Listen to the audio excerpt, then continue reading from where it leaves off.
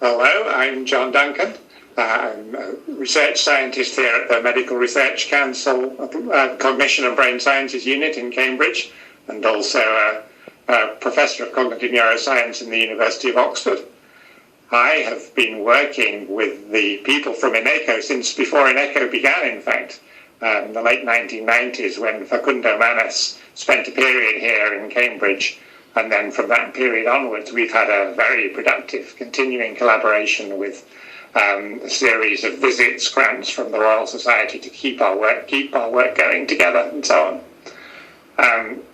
This work grows out of a shared interest in the function of the brain's frontal lobes, which is one of the most mysterious questions, really, in neuropsychology and neurology, because frontal lobe patients often can seem intact in all the components of their behavior. They speak fine, they see fine, they can move their bodies fine, they can remember things fine, but somehow the overall organization of what they do is damaged such that it becomes very difficult for a patient to go back to work, to continue normal relations in the family, and so on and so forth.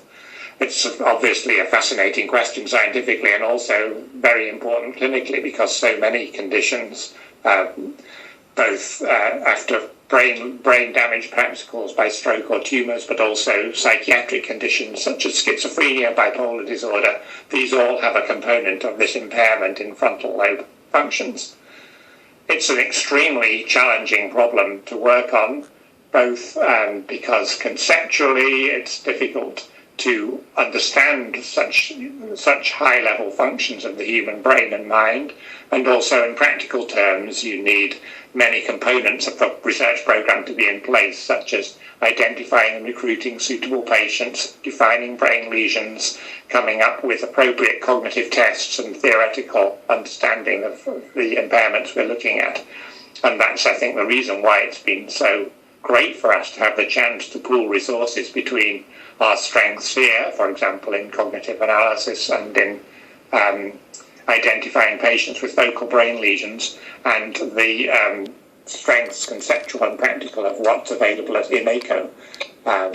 For one example, a whole series of studies have been done in using our new methods for looking at frontal lobe disorders, led by Maria Rocca at INECO, looking at a number of neuropsychiatric groups, and the papers that have come out of that have been very much led by her.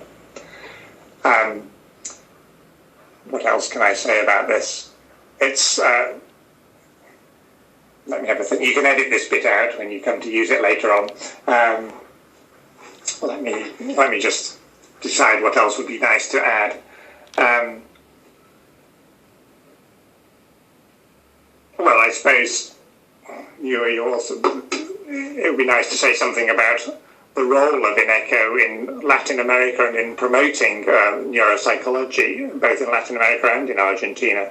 I think in this regard, it's really been a flagship of South American neuropsychology and neuroscience, both through collaborations, my collaboration I've mentioned, but many of my colleagues here in Cambridge and across the UK and internationally have spent time in INECO, have got collaborative projects going, and of course that institution of the resources and the people who work there mean that they have the possibility to contribute really leading international science. I think it's not an exaggeration to say that this is the institution that really puts Argentina on the map in terms of neuropsychological research. Thank you very much.